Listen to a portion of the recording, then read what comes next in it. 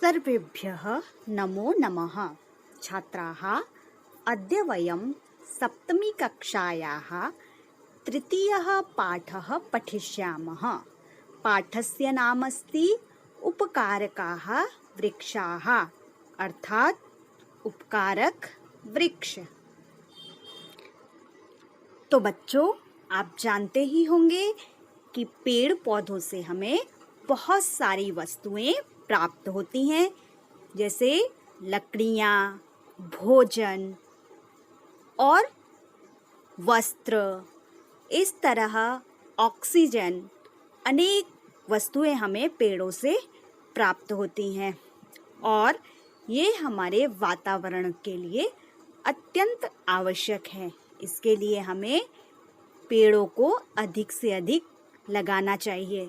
अगर हमारे आसपास जगह है तो हमें ज़रूर वहाँ पर पेड़ लगाने चाहिए। तो पेड़ किस तरह से हमारे लिए उपकारक है, उनसे हमें क्या क्या प्राप्त होता है, आज हम इस पाठ में पढ़ेंगे। तो चलिए पाठ पढ़ना शुरू करते हैं। वृक्षाः अस्माकं जीवनस्य आधाराः सन्ति। वृक्षाः पेड़ अस्माकं जीवनस्य, अस्माकं हमारे जीवनस्य जीवन का आधाराः सन्ति, आधार हैं। जो वृक्ष हैं वो हमारे जीवन का आधार हैं। एते भूमेः उद्भवन्ति। एते ये वृक्ष भूमेः भूमि पर उद्भवन्ति उत्पन्न होते हैं या उगते हैं। ठीक है। एतेषां मूलानि, एतेषां इनकी, मूलानि जड़ें, पृथिव्यां पृथ्वी पर, दूरम दूरम दूर दूर तक, ततानि फैली हुई, भवंती होती हैं। अर्थात इन पेड़ों की जड़ें जो हैं वो जमीन पर, पृथ्वी पर दूर दूर तक फैली हुई होती हैं। किधर? अंदर। मूलानाम उपरिष्ठात्, मूलानाम जड़ों के, उपरिष्ठात् ऊपर, वृक्षस्य प्रकांडः भवति, वृक्षस्य पेड़ के, प्रकांडः, प्रकांड मीन्स तना, ठीक है, भवति होता है। सबसे नीचे जड़ होती है और उसके बाद में उसका ये जो है ये तना होता है। प्रकांडात् शाखाः उद्भवन्ति, प्रकांडात् तना से शाखाः उद्भवन्ति, शाखा उत्पन्न होती है ना, जो उसकी तना है उससे जो है वो शाखाएं, ब्रांचेस उत्पन्न होती हैं। शाखाभ्यः प्रशाखाः संभवन्ति, उन शाखाओं से, प्रशाखाः, प्रशाखा मीन्स छोटी छोटी शाखाएं जिन्हें हम टहनियाँ भी बोलते हैं, संभवन्ति उत्पन्न होती हैं। एतासु प्रशाखासु, एतासु इन प्रशाखासु, प्रशाखाओं में अर्थात छोटी छोटी टहनियों में, एव मतलब ही, पत्राणि पुष्पाणि फलानि च, पत्ते, पुष्पाणि फूल, फलानि च और फल, भवंती होते हैं। जो छोटी छोटी पेड़ों के तनों की टहनियाँ होती हैं, इन पर ही फूल होते हैं, फल होते हैं, पत्ते होते हैं। ठीक है। वृक्षाः अपि, पेड़ भी, अस्माकं इव, हमारी तरह, भुक्त्वा खा करके, पीत्वा च मीन्स और, पीत्वा पी करके, जीवंती जीते हैं। पेड़ भी हमारी तरह खा करके और पी करके जीते हैं। मूलानि वृक्षाणां पादाः भवन्ति, मूलानि मीन्स जो जड़ें हैं वो, वृक्षाणां वृक्षों के, पादाः भवन्ति पैर होते हैं, है ना, जो जड़ें हैं वो वृक्ष के पैर होते हैं। एते पादैः पिबन्ति, एते ये वृक्ष, पादैः पैरों से, पिबन्ति पीते हैं, है ना, पैर मतलब जड़ों से ही तो पानी पीते हैं। अतएव इसीलिए, पादपाः कथ्यन्ते, इनको पादपाः कथ्यन्ते, पादप कहते हैं। ठीक है। वृक्षों का नाम पादप क्यों है? क्योंकि वो पैरों से, पादे ही पिबंती, पैरों से पीते हैं जल को। मूलानि भूमेः रसं गृहीत्वा अन्येभ्यः अवयवेभ्यः यच्छन्ति।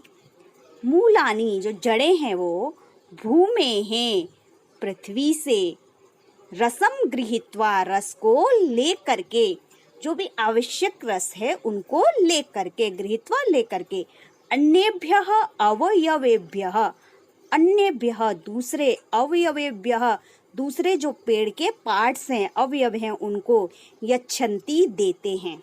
ठीक है, जड़ें ही तो हैं जो पानी दें हम, जो भी उनको ज़रूरी चीज़ें हैं पेड़ को, वो जड़ें ही वृक्ष के दूसरे पार्ट पे पहुंचाती हैं। येन एते वृक्षाः फलन्ति, येन जिससे, एते वृक्षाः ये पेड़ जो है, फलन्ति फलते हैं। तो किसकी वजह से फलते हैं? क्योंकि जड़ें जो हैं वो वृक्षों के अन्य जो अंग हैं उनमें जो भी आवश्यक चीज़ें हैं, आवश्यक रस है, वो उनको पहुंचाते हैं। वृक्षाः अपि पेड़ भी, मनुष्याः इव मनुष्य की तरह, सुखानि दुखानि च, सुख च मीन्स और, दुखानि दुखों को, अनुभवंती अनुभव करते हैं। वृक्ष को भी मनुष्यों के जैसे सुख दुख का अनुभव होता है।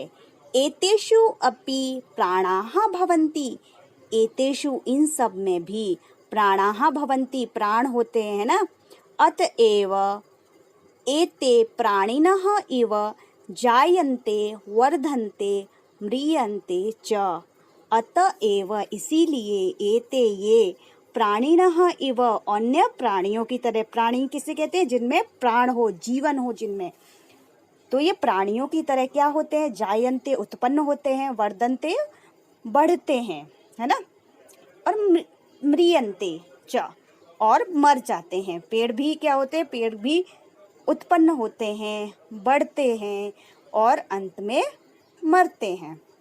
परंतु एते अचराः सन्ति, मतलब ये अचर हैं, ये चलते नहीं हैं। ठीक है, अर्थात एते खग मृग जलचर नराः इव न चरन्ति, ये जो हैं खगः मीन्स पक्षी, मृग जानवरों के जैसे, जलचर और जल में रहने वाले प्राणियों के, नराः मीन्स मनुष्यों के, इव मीन्स जैसे, न चरंती ये चरते नहीं हैं, इनकी तरह ये लोग एक स्थान से दूसरे स्थान पर नहीं चलते हैं। ठीक है, वृक्षाणाम बहवः भेदाः सन्ति, वृक्षाणाम पेड़ों के, बहवः बहुत सारे, भेदाः सन्ति भेद होते हैं ना, बहुत अलग अलग तरीके के वृक्ष होते हैं। एतेषु केचित्, एतेषु इनमें, केचित् कुछ, फल वृक्षाः सन्ति, फल वृक्ष अर्थात कुछ वृक्ष ऐसे हैं जो फल देते हैं। अन्ये च पुष्प वृक्षाः भवन्ति, अन्ये च और दूसरे, पुष्प वृक्षाः भवन्ति पुष्प वृक्ष होते हैं जिनसे हमें फूल प्राप्त होते हैं। वृक्षाः पर्यावरणं संतुलितं कुर्वन्ति, वृक्ष क्या करते हैं? हमारे पर्यावरण को संतुलितं कुर्वन्ति, संतुलित करते हैं। ठीक है, एते वर्षायै अपि सहायकाः भवन्ति, एते ये, वर्षायै वर्षा में, अपि मतलब भी, सहायकाः भवन्ति सहायक होते हैं, वर्षा के लिए भी सहायक ये वृक्ष ही होते हैं। और क्या करते हैं ये? एते वातावरणम स्वच्छम कुर्वन्ति, जो हमारा वातावरण है, एनवायरनमेंट है, इसको भी ये स्वच्छ करते हैं। वृक्षाः पर्यावरणे प्रसृतान् प्रदूषित वायून् गृहीत्वा श्वसन क्रियायै अस्मभ्यं प्राणवायुं यच्छन्ति, वृक्षाः पेड़ जो हैं वो, पर्यावरणे प्रसृतान् पर्यावरण में फैले हुए, प्रदूषित वायुन गृहीत्वा प्रदूषित वायु को ग्रहण करके, कार्बन डाइऑक्साइड है ना, उसको ले करके, श्वसन क्रिया, यही श्वसन की क्रिया में, सांस लेने की क्रिया में, अस्मभ्यम हम लोगों को प्राणवायुम यच्छन्ति प्राणवायु देते हैं, ऑक्सीजन देते हैं पेड़, है ना। ये तो आप लोगों को पता ही होगा। आगे क्या कहा, क्या करते हैं, वृक्षाहा जो पेड़ हैं वो पत्रे ही पत्तों से, पुष्पे ही पुष्पों से अर्थात फूलों से, फले ही फलों से, छाया छाया से, वल्कलैहि वल्कलैहि मीन्स पेड़ों की जो छाल होती है उससे, काष्ठे ही च और लकड़ियों से, सदैव प्राणिनाम उपकारम कुर्वन्ति हमेशा ही प्राणिनाम प्राणियों का उपकारम कुर्वन्ति उनका भलाई करते हैं। क्या किस किस से करते हैं, पेड़ अपने पत्तों से भी लोगों की भलाई करते हैं, अर्थात लोगों को वृक्षों के पत्ते भी उपयोग में आते हैं, ठीक है। और फूल फल, उनकी छाया, वृक्षों की छाल और लकड़ियाँ, ये सभी जो है वो मनुष्यों का और जितने भी अन्य प्राणी हैं उन सब का उपकार पेड़ करते हैं, ठीक है। अतः उपकारकाः एव एते वृक्षाः, इसीलिए उपकारकाः एव उपकारक ही हैं। क्या है, एते वृक्षाः ये वृक्ष जो है उपकारक ही हैं। एते ही बिना, इनके बिना, है ना, एते ही बिना इनके बिना, अस्माकं जीवनम हमारा जीवन, असंभवम अस्ति असंभव है, अर्थात पेड़ नहीं होंगे तो हमारा जीवन भी नहीं होगा, क्योंकि हम इन पेड़ पर ही, इन पेड़ पौधों पर ही हमारा जीवन आश्रित है, इनसे ही हमारा जीवन चक्र जो है वो चलता है, तो इनके बिना हमारा जीवन असंभव है। एतेषां रक्षणे एव अस्माकं जीवनस्य रक्षणम्, एतेषां रक्षणे एव, एतेषां इन सब की रक्षणे एव रक्षा में ही, अस्माकं जीवनस्य हमारे जीवन का, रक्षणम रक्षण है ना। अगर हमें अपने जीवन की रक्षा करने के लिए क्या करना है, पेड़ों की रक्षा करनी है, तभी हमारे जीवन की रक्षा हो सकेगी। अतएव कथ्यते, अतएव इसीलिए कथ्यते कहा जाता है, क्या कहते हैं, रक्षणीयाः एते उपकारकाः वृक्षाः, रक्षणीयाः रक्षा के योग्य हैं ये, ना, इनकी रक्षा करनी चाहिए, किसकी, एते उपकारकाः वृक्षाः, इन सब उपकारक जो वृक्ष हैं इनकी हमें रक्षा करनी चाहिए, ठीक है।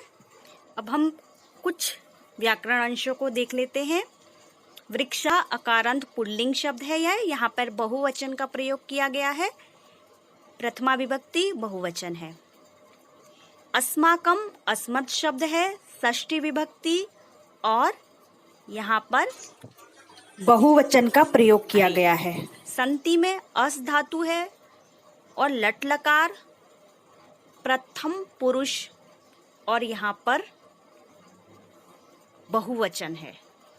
भूमे है, भूमि इकारांत स्त्रीलिंग शब्द है यहाँ पर, और यहाँ पर सप्तमी विभक्ति एक वचन का प्रयोग किया गया है कि ये भूमि पर। उद्भवंती उत उपसर्ग है, ठीक है, और भू धातु है, उद्भवंती उत्पन्न होते हैं। मूलानी मूलम मूले मूलानी, ये एक नपुंसक लिंग शब्द है, इसका अर्थ है जड़, जड़ें, बहुवचन है ना इसके लिए। मूला नाम जड़ों के, तो यहाँ पर षष्ठी विभक्ति बहुवचन है और यहाँ पर जो है नपुंसक लिंग है, ठीक है। प्रकांडः, प्रकांड शब्द जो है वो अकारांत पुल्लिंग शब्द है, ठीक है। तो आगे है प्रकांडात, प्रकांडात पंचमी विभक्ति एक वचन है, तनाव से, ठीक है, तो ये पुल्लिंग शब्द है। शाखाभ्यः, शाखाओं से, तो शाखा शब्द जो है वो स्त्रीलिंग का है, यहाँ पे पंचमी विभक्ति का प्रयोग किया गया है, शाखाभ्यः शाखाओं से। एतासु, तो एतासु जो है वो स्त्रीलिंग शब्द है, एषा एते एताः, ये एतत् का स्त्रीलिंग शब्द है और यहाँ पर जो एताशु शब्द यूज किया गया है ये सप्तमी विभक्ति बहुवचन यूज किया गया है। ठीक है, इन प्रशाखासु प्रशाखाओं में। तो प्रशाखासु ये भी एक स्त्रीलिंग शब्द है। प्रशाखा मीन्स टहनियाँ। एव अव्यय शब्द है। पत्राणि, पुष्पाणि, फलानि ये तीनों ही नपुंसक लिंग शब्द हैं। प्रथमा विभक्ति है और बहुवचन है। भवंती शब्द में भू धातु है। लट लकार प्रथम पुरुष बहुवचन है। अपि अपि भी एक अव्यय शब्द है। इव इव भी एक अव्यय शब्द है। भूत्वा और पीत्वा इन दोनों में कत्वा प्रत्यय का प्रयोग हुआ है। ठीक है, आगे है वृक्षाणाम। तो यहाँ पर अकारांत पुल्लिंग, षष्ठी विभक्ति और बहुवचन का प्रयोग हुआ है। पादेही पैरों से। तो ये एक क्या है, अकारांत पुल्लिंग शब्द है। तृतीया विभक्ति बहुवचन का यहाँ पे प्रयोग किया गया है। पैरों से। पिबंती पीते हैं। तो ये पा धातु है यहाँ पे और प्रथम पुरुष बहुवचन का प्रयोग किया गया है। अतएव यह भी एक अव्यय शब्द है। आगे हम लेते हैं गृहीत्वा। गृह धातु है यहाँ पे और कत्वा प्रत्यय। गृहीत्वा लेकर के। यच्छन्ति तो यच्छ धातु है और प्रथम पुरुष बहुवचन है। यच्छन्ति देते हैं। देने के लिए यच्छ धातु का प्रयोग करते हैं। मनुष्याः ये अकारांत पुल्लिंग शब्द है। मनुष्याः बहुवचन हो गया, प्रथमा विभक्ति हो गया। मनुष्यों के। इव तरस। अभी सुखानी दुखानी ये दोनों ही नपुंसक लिंग शब्द बन गए। यहाँ सुख और दुख। अभी है यहाँ पे अपि अपि एक अव्यय शब्द है। इव इव भी एक अव्यय शब्द है। परंतु परंतु भी एक अव्यय शब्द है। आगे संति। संति का अर्थ है हैं। तो यहाँ पर अस धातु प्रथम पुरुष बहुवचन है। अचरः मीन्स जो चल नहीं सकते हैं, एक ही जगह पर स्थिर रहते हैं। चर अचर ये एक दूसरे के विलोम हो गए। खगः मीन्स पक्षी, मृगः जानवर। सिर्फ यहाँ पे हिरन के लिए नहीं प्रयोग हुआ है, जितने भी जानवर है उनके लिए कि जानवरों के। जलचर जो जल में चरते हैं, मतलब जो जल में चल सकते हैं, जल में रहते हैं, उनको जलचर कहते हैं। ठीक है। नराह। नर शब्द अकारांत पुल्लिंग है, प्रथम पुरुष बहुवचन है। आगे यहाँ पर हम देखेंगे केचित मतलब कुछ, यह है एक अव्यय शब्द है। ठीक है। आगे हम देखेंगे कुर्वन्ति। क्री धातु है, प्रथम पुरुष है, यहाँ पे बहुवचन है। अपि अपि भी एक अव्यय शब्द है। आगे हम बहुत ज़्यादा ग्रामर पार्ट को नहीं देखेंगे यहाँ पर, क्योंकि पार्ट बहुत लंबा हो गया है। तो कुछ शब्द जो हैं उन्हीं को ही हम यहाँ पे लेंगे। आगे है पत्रे ही, पुष्पे ही, फले ही। यहाँ सब पर तृतीया विभक्ति बहुवचन है और नपुंसक लिंग है। छायया ये एक स्त्रीलिंग शब्द है, तृतीया विभक्ति और एक वचन है। वल्कले ही, काष्ठे ही इन दोनों में तृतीया विभक्ति बहुवचन का प्रयोग किया गया है। सदैव। सदैव एक अव्यय शब्द है। ठीक है। प्राणी नाम यहाँ पर षष्ठी विभक्ति और बहुवचन का प्रयोग किया गया है और प्राणी जो है वो इकारांत शब्द है, पुल्लिंग। तो इसी के साथ ही हम बस इतने ही व्याकरण भाग को इसमें देखते हैं। इसी के साथ हमारा ये लेसन ख़त्म होता है। धन्यवादः। नमो नमः।